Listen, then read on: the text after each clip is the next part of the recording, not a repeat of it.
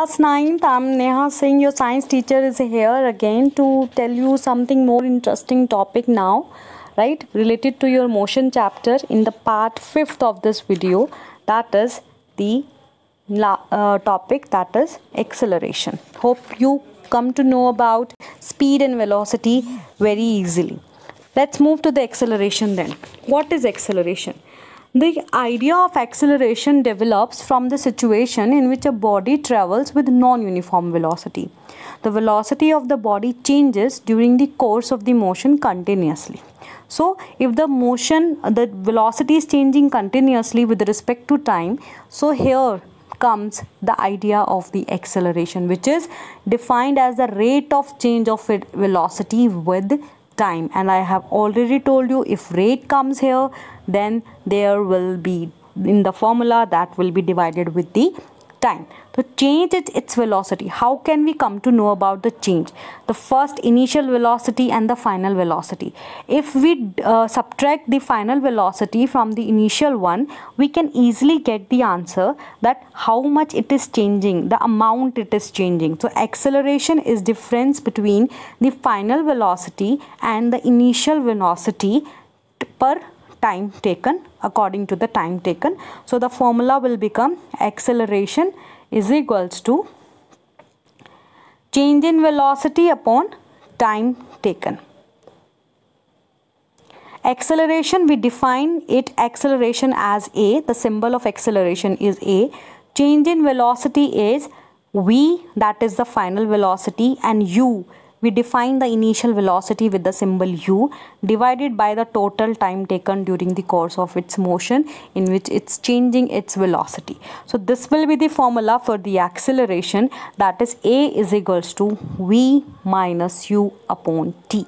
Here A is the acceleration, V is final velocity, U is initial velocity, and T is the time taken.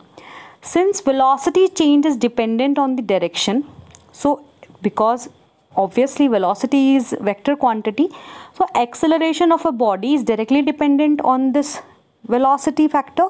So that's why acceleration of a body, it is also a vector quantity. It also describes the direction of a motion, right? So unit of acceleration, if we try to find out in this case, will be the velocity unit is meter per second, which is similar to your speed, and the time taken is s. So if we'll write it like this, so that will be like this, meter per second into second.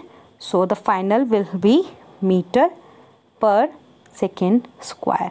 So if you get meter per second square in any of the numerical component, you can easily find out, yes, this is an acceleration, right? So similarly we have the uniform acceleration.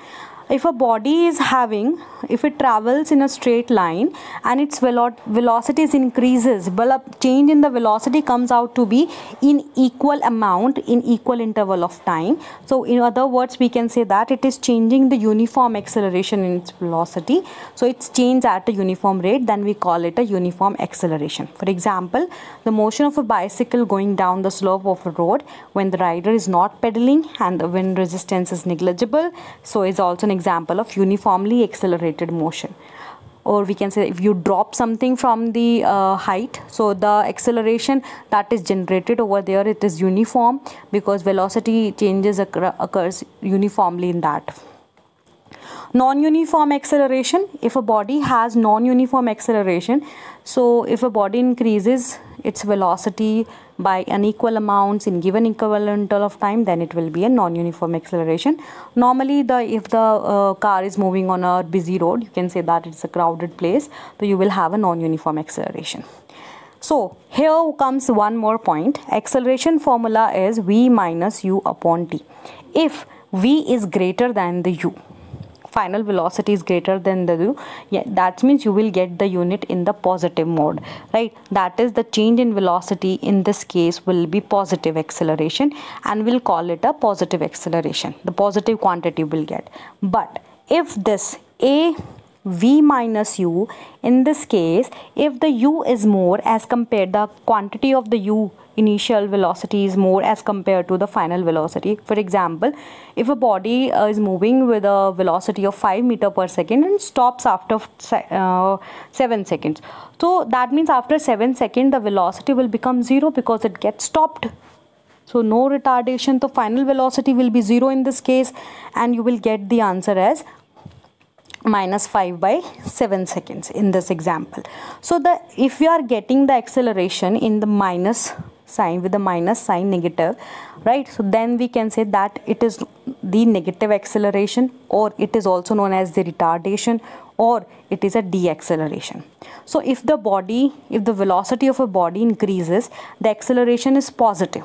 But if it is decreasing, you are applying the brake to stop it, the acceleration is negative. So negative acceleration, we call it a retardation, and it is described as the negative sign in front of the magnitude of the acceleration, like minus 5 meter per second square. That means it is retarding with this rate. So, but the unit will remain the same, meter per second square, because change in velocity divided by time, it is similar formula for the retardation also. Hope you come to know easily about this concept. Chaliye, let's move to the next numerical problems here. So a car increases from 40 km to 60 km in 5 per hour in 5 seconds. Calculate the acceleration of the car. You know very well. So acceleration of car is, we need to find it. We have acceleration v minus u upon t. Here u is initial is 40 km per hour, and that is v is 60 km per hour, and total time is also given, that is 5 seconds. Just put the values in it, but make sure when you're putting the values in any of the formula, make sure all the values comes to in a similar common pattern. So if these are kilometer per hour, and it is in second, so either change it to hour or change these into the meter per second, so that they could come across at a 1 unit or a 1 system unit, right? And for that we'll change it, and that will be the easiest formula to change the kilometer per hour into meter per second. What you need to do, just multiply it with the 5 by 18. And how this 5 by 18 comes, like this, you have to change 1 kilometer per hour into meter per second. So what you will do, you will multiply it in the 1000, that is 1 kilometer is equals to 1000,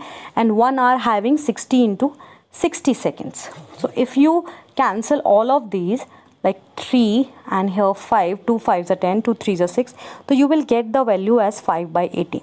So either completing doing these things, you can directly apply this 5 by 18 to change the kilometer per hour into meter per second, or if you want to change it, the meter per second into kilometer per hour, so what you have to do, you have to multiply by it 18 by 5 only. This is the simplest rule you can learn here. So firstly what we need to do, because this is in seconds, so completely change it into meter per second to make it a 1 unit system. So what you will do, that 40 km per hour multiply by 5 by 18, you will get the answer in meter per second. Similarly in 60 km per hour, you will get the answer in meter per second. After converting them into 1 unit system, then put this into the formula, and you will get the answer as 1.11 meter per second square, which is the acceleration of the body. Similarly, in the second case, you can say a car traveling with a speed of 20 km per hour and comes into rest 0.5 hours. So in both the cases, it is saying comes into the rest. So the final velocity, that is v, will be 0 in this case, and u will be 20 km per hour. It is saying what is the retardation in this case, right? So time is given 0.5 hours, so no need to change it. It is kilometer per hour, it is also hour, so you don't need to change it, just put it into the formula directly. So that will be what, 0 minus 20 divided by 0.5, so minus 20 upon 0.5, so that will be easy, 5 2s are 10, that will be 40, minus 40 km per hour. This will be the, I hope you understood the concept of acceleration and deceleration. So according to this, we have one more topic related to it. Let's move to the other part, that is the equations of motions. Equations of motions. Newton right? We have learned about the Isaac Newton, right? So Newtons have given the three equations of motions, which are the basic terms related to the motion of a body, and we can easily use them to find the distance, or we can easily use them to find the velocity, acceleration, and whatever. So first equation what he uses is that is v is equals to u plus at. But how he get it? He actually rearranged the formula for the acceleration, that is v minus u upon t. So he just simply rearrange it like this. So that will become at is equals to v minus u, and will you change it, so you will get v is equals to, final formula you will get the v is equals to u plus at. So this is the first motion of equation which is given by the Newton. Next motion of equation also that describes the motion, that is also given by the Newton, that is s is equals to ut plus half at square. And how did he get this equation? He took the average velocity formula. The first average velocity formula we have learned about, that is the total displacement upon total time. So the total displacement is s upon t. And the second formula that we have learned, that if it is not moving with a non-uniform velocity, the average velocity, to find it, like v plus u upon 2. What he did, he just simply again rearrange it. So s is equals to v plus u multiplied by t divided by 2. To change this v, what he has done, he actually put this v from the first motion of equation here, v is equals to u plus at. So he just put this equation u plus at in this, and what he get now, he got s is equals to u plus at plus u, it is already over there, multiply by t divided by 2. So if you got it, that will be ut plus at plus ut upon 2. Again rearrange it, that will be s is equals to 2ut plus at square divided by 2. Simply, if you don't took the LCM, just what you can write it also as like that, 2ut upon 2 plus at square upon 2. So that will be cutted down, and finally what we got, s is equals to ut plus half at square, which is the second motion of equation that we get by replacing the value of v in both the equations average velocity formula. Third equation of motion that is given by the Newton, it is v square is equals to u square plus 2as. And for the same, what he did, he took the also the same velocity, average velocity formula, and rearrange it into this situation, v plus u upon 2 multiply by t. But in this case what he did, he replaced this t. He replaces this t from the first motion of equation. And how he did get it, like v is equals to u plus at, so that become v minus u upon a is equals to t. So here he put this equation here in place of this t, and finally what he get after solving it, that is v plus u upon 2 v minus u upon a, and v plus u, v minus u, it resembles to the a plus b and a minus b, which is equals to a square minus b square. So do it. So that will be s is equals to v square minus u square upon 2a. Rearrange it and you will get v square minus u square is equals to 2as. Or else we can write like, how we can write, v square is equals to u square plus 2as, which is the third motion of equation, which describes the motion of equation. We're going to learn more about this, how we can find the other things in this chapter in our next video. Till then, take care and keep learning, all of you. Thank you so much.